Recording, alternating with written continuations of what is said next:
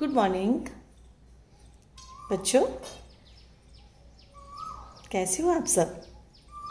और आप सबको देखे बिना पढ़ाना तो बिल्कुल अच्छा नहीं लग रहा, पर इस बात की खुशी भी बहुत है कि आप मुझे सुनकर भी काम कर रहे हैं।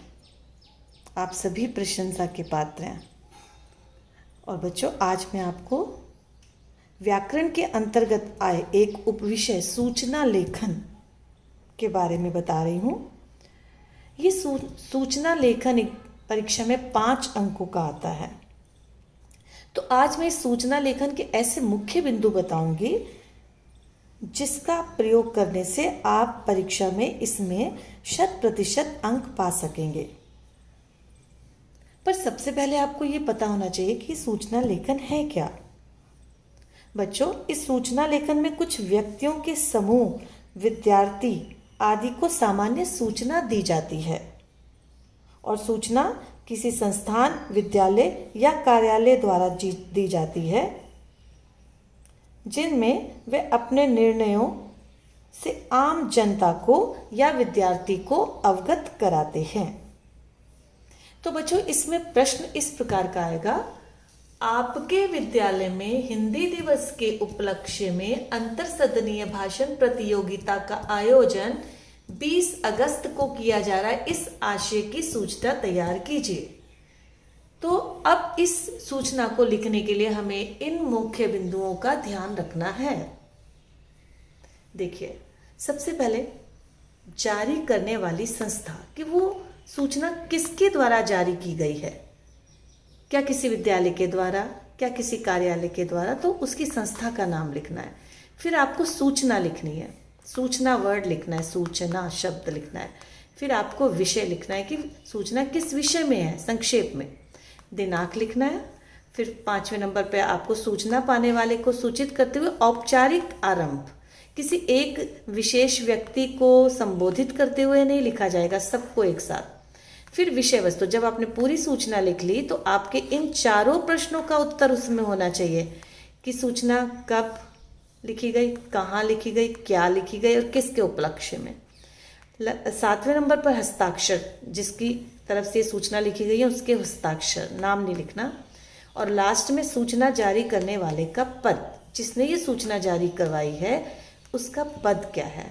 अगर आप ये 8 बिंदुओं पर ध्यान दोगे और सूचना लिखोगे तो आपके कहीं भी अंक कटेंगे नहीं। अब देखिए, जो मैंने ऊपर प्रश्न था उसी पर यह सूचना तैयार की है। सबसे पहले आपको ऐसे बॉक्स बनाना है, ठीक है बच्चों, बॉक्स। फिर आपने ये सूचना लेखन नहीं लिखना, ये तो प्रश्न था, तो आप प्रश्न लिखोगे, फिर आप बॉक्स बनाएंगे। अब प्रश्न है आपके विद्यालय में, तो अगर ऐसे होगा तो हम विद्यालय का नाम नहीं लिखेंगे, अ ब स स्कूल, क ख ग नगर, ठीक है। और फिर हम लिखेंगे सूचना, यहाँ पर लिखेंगे सूचना। जैसे इसको इंग्लिश में आपने करा होगा नोटिस राइटिंग, आप तो नोटिस लिखते हैं ना, तो यहाँ सूचना।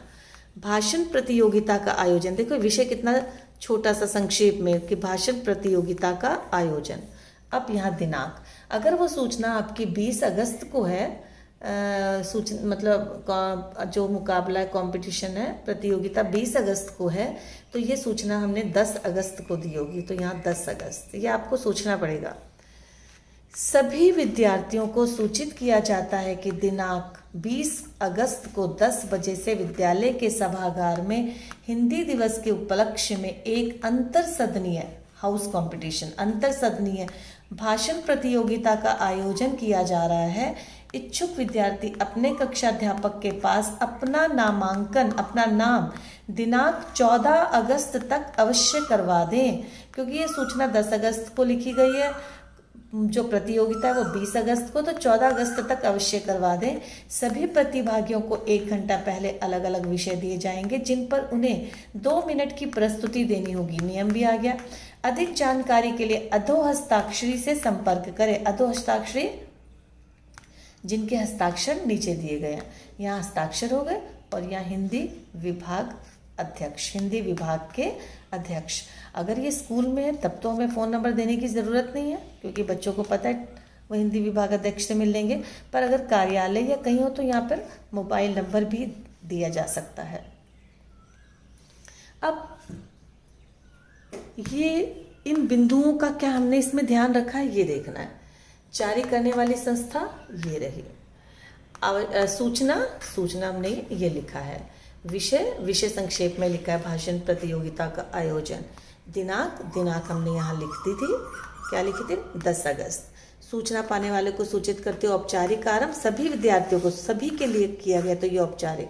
विषय वस्तु में कब होना है, 20 अगस्त को। कहाँ होना है, विद्यालय के सभागार में। क्या होना है, अंतर सदनीय भाषण प्रतियोगिता। किसके उपलक्ष्य में होना है, हिंदी दिवस के उपलक्ष्य में होना है। फिर हमने यहाँ हस्ताक्षर लिखने नहीं है, हस्ताक्षर करने हैं। और फिर ये स्कूल जारी करने वाले का सूचना जारी करने वाले का पद, तो ये हिंदी विभाग अध्यक्ष। अब मैंने एक सूचना और तैयार की है आपके लिए, देखिए। अब इसमें है विद्या भारती स्कूल दिनांक 1 मई से 30 जून तक ग्रीष्मावकाश के लिए बंद रहेगा, सूचना जारी करें। अब यहाँ हमें स्कूल का नाम दिया हुआ है, इसलिए विद्या भारती स्कूल, पटेल नगर, नई दिल्ली। फिर हमने लिख दिया सूचना, फिर हमने उसका विषय लिख दिया ग्रीष्मावकाश हेतु। तो इधर दिनांक आ गया, क्योंकि छुट्टियां कब से, 30 जून से, तो छुट्टियां कब से, 30 जून तक हैं, 1 मई से। तो 1 मई से अगर छुट्टियां हो रही तो 28 यहाँ आ गया। सभी विद्यार्थियों को सूचित किया जाता है कि विद्यालय ग्रीष्मावकाश के कारण 1 मई से 30 जून तक बंद रहेगा। विद्यालय पुनः 1 जुलाई 2020 को समयानुसार खुलेगा। ये सूचना हो गई। यहाँ पर ये साइन हो गए, हस्ताक्षर, ये प्रधानाचार्य हैं, और विद्या भारती स्कूल, पटेल नगर, नई दिल्ली। अब आपने ये देखा, इसमें मैंने संस्था ये रही, सूचना, विषय ये रहा, दिनांक ये है, आरंभ मैंने कर दिया। अब विषय वस्तु में कब होनी है छुट्टियाँ, कब होनी है, 1 मई से 30 जून तक। और कहाँ होनी है, विद्यालय में। क्या होनी है, ग्रीष्मावकाश। किसके उपलक्ष्य में होनी है, गर्मियों की छुट्टियों के उपलक्ष्य में, गर्मियों के उपलक्ष्य में ग्रीष्मावकाश। और हस्ताक्षर, यहाँ पे हस्ताक्षर है, और पद ये रहा। अगर प्रधानाचार्य है तो उनके पूरे स्कूल का नाम भी आएगा। तो बच्चों, इस प्रकार से ये सूचना तैयार करनी होती है। अब आपको भी एक सूचना तैयार करनी है, आप इसको ध्यान से देखिए, आपने भी इन्हीं बिंदुओं का ध्यान रखना है। और आपका प्रश्न है, एक विद्यार्थी जो आज ही एक नया पेन खरीद कर विद्यालय आया था, भोजनावकाश तक उसने उस पेन से कार्य किया, परंतु उसके पश्चात वह पेन उससे कहीं विद्यालय परिसर में ही गिर गया। इस आशय की सूचना जारी कीजिए। ठीक है बच्चों, अब आपने ये सूचना बनाकर अपने कॉपी में करना है और मुझे भेजना है। धन्यवाद।